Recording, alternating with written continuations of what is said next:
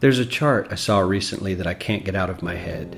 A Harvard business professor and economist asked more than 5,000 Americans how they thought wealth was distributed in the United States. This is what they said they thought it was. Dividing the country into 5 rough groups of the top, bottom, and middle 3 20% groups, they asked people how they thought the wealth in this country was divided. Then he asked them what they thought was the ideal distribution. And 92%, that's at least 9 out of 10 of them, said it should be more like this. In other words, more equitable than they think it is. Now that fact is telling, admittedly, the notion that most Americans know that the system is already skewed unfairly. But what's most interesting to me is the reality compared to our perception. The ideal is as far removed from our perception of reality as the actual distribution is from what we think exists in this country. So ignore the ideal for a moment. Here's what we think it is again. And here is the actual distribution. Shockingly skewed. Not only do the bottom 20% and the next 20%, the bottom 40% of Americans barely have any of the wealth. I mean, it's hard to even see them on the chart. But the top 1% has more of the country's wealth than 9 out of 10 Americans believe the entire top 20% should have. Mind-blowing. But let's look at it another way, because I find this chart kind of difficult to wrap my head around. Instead, let's reduce the 311 million Americans to just a representative 100 people. Make it simple. Here they are: teachers, coaches, firefighters, construction workers, engineers, doctors, lawyers, some investment bankers, a CEO, maybe a celebrity or two. Now let's line them up according to their wealth. Poorest people on the left, wealthiest on the right, just a steady row of folks based on their net worth. We'll color code them like we did before based on which 20% quintile they fall into. Now let's reduce the total wealth of the United States, which was roughly $54 trillion in 2009, to this symbolic pile of cash. And let's distribute it among our 100 Americans. Well, here's socialism, all the wealth of the country distributed equally.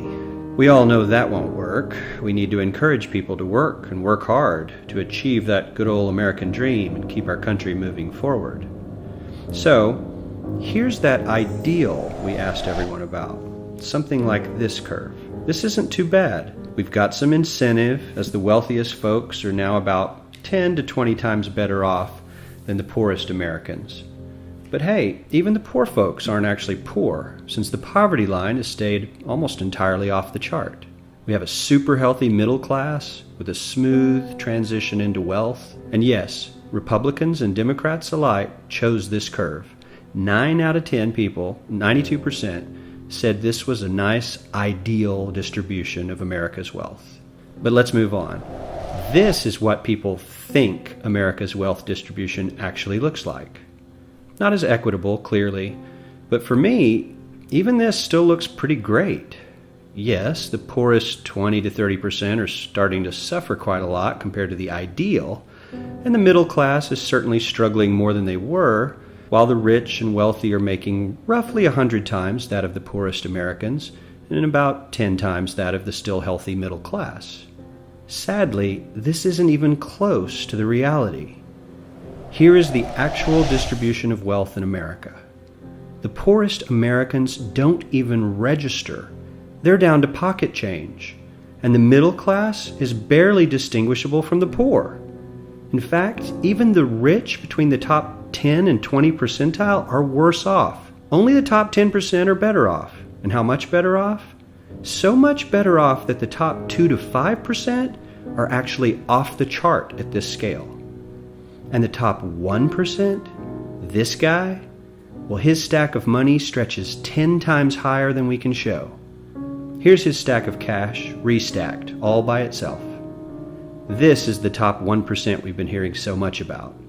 So much green in his pockets that I have to give him a whole new column of his own, because he won't fit on my chart. 1% of America has 40% of all the nation's wealth. The bottom 80%, 8 out of every 10 people, or 80 out of these 100, only has 7% between them. And this has only gotten worse in the last 20 to 30 years. While the richest 1% take home almost a quarter of the national income today, in 1976 they took home only 9%, meaning their share of income has nearly tripled in the last 30 years. The top 1% own half the country's stocks, bonds, and mutual funds. The bottom 50% of Americans own only 0.5% of these investments, which means they aren't investing. They're just scraping by. I'm sure many of these wealthy people have worked very hard for their money, but do you really believe that the CEO is working 380 times harder than his average employee? Not his lowest paid employee, not the janitor, but the average earner in his company. The average worker needs to work more than a month to earn what the CEO makes in 1 hour. We certainly don't have to go all the way to socialism to find something that is fair for hardworking Americans. We don't even have to achieve what most of us consider might be ideal. All we need to do is wake up and realize that the reality in this country is not at all what we think it is.